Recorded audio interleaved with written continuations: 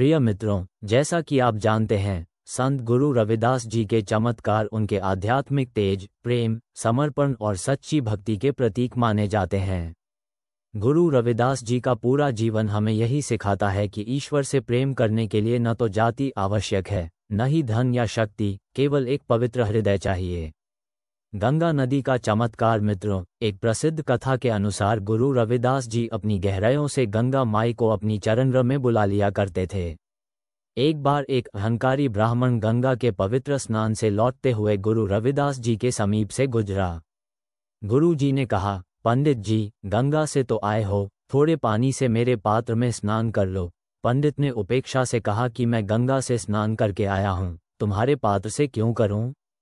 तब गुरु रविदास जी ने एक चमत्कार किया, उनका पात्र गंगा के जल से भर गया, जिसे देख पंडित हतप्रभ रह गया। इस चमत्कार ने उसे गुरु रविदास के चरणों में गिरा दिया।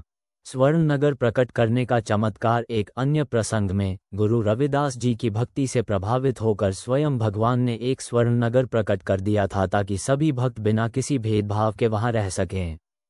इस नगर में सभी लोग मिलजुल कर रहते थे, ऊंच नीच, अमीर गरीब का कोई भेद नहीं था। इस नगर को देखकर राजा रानी समेत पूरा समाज गुरु रविदास जी की महानता से प्रभावित हो गया। अहंकारी पंडितों से मुकाबला मित्रों, गुरु रविदास जी के समय में धर्म के ठेकेदार कहे जाने वाले ब्राह्मणों में अहंकार भरा हुआ था। एक दिन 700 पंडितों ने गुरु रविदास जी को अपने मंदिर में बुलाया ताकि वे अपनी विद्वत्ता दिखा सकें और गुरु जी को नीचा दिखा सकें। गुरु रविदास जी जब मंदिर पहुंचे तो पंडितों ने उन्हें अपमानित करते हुए कहा, तुम निम्न जाति के हो, तुम्हें इस मंदिर में प्रवेश करने का अधिकार नहीं है। गुरु रविदास जी ने मुस्कराकर कहा, ईश्वर के दरवाजे तो सभी के लिए खुले हैं, जात पात मानव निर्मित बंधन है। ये सुनकर पंडित क्रोधित हो उठे और गुरु जी से कठिन प्रश्न पूछना शुरू कर दिया। गुरु रविदास जी ने प्रेमपूर्वक सभी प्रश्नों के उत्तर दिए, इतने सटीक, इतने गहरे कि स्वयं पंडित निरुत्तर हो गए। उनका अहंकार चूर चूर हो गया। राजा विक्रम सिंह और रानी सुमित्रा की भूमिका मित्रों, राजा विक्रम सिंह और रानी सुमित्रा गुरु रविदास जी के अपमान से बहुत दुखी हुए। राजा ने सोच लिया कि गुरु जी का सम्मान करेंगे ताकि समाज को सच्ची शिक्षा मिल सके। उन्होंने एक बड़ा समारोह आयोजित किया और गुरु रविदास जी को मुख्य अतिथि के रूप में आमंत्रित किया।